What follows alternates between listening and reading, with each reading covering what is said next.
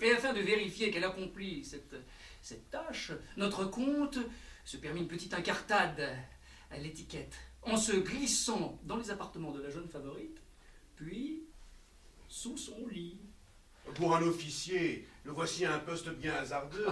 Il n'avait doué que pour la belle, attendant dans une extase un mot encensant ses mérites. La jouissance vint, mais sans le compliment. Après la petite mort, à quoi peut-on s'attendre d'une femme?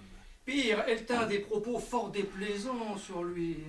À une exécution capitale. Sorti de ses beaux draps, Lauzun s'arma de colère et vint en pleine cour hurler à l'oreille de la marquise: putain à chien. Terme peu éloquent, mais juste.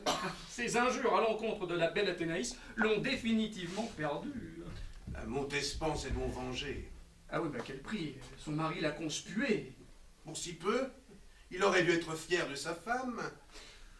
Il se promène désormais dans un carrosse repeint en noir et surplombé de cornes de cerf.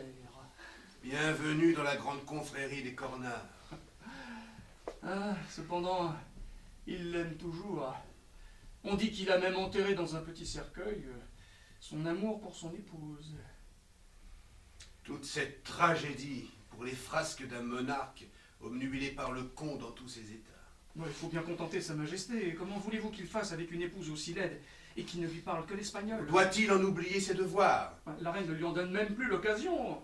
Elle s'est enfermée dans la prière et se refuse à lui. Mettez-vous à sa place.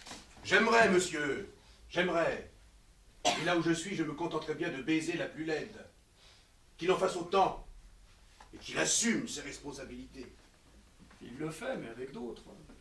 Si tous les maris trompés devaient se comporter comme notre souverain, le royaume serait un vaste lupanar.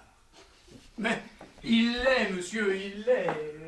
J'avais oublié le vrai visage de la France. Une paire de fesses,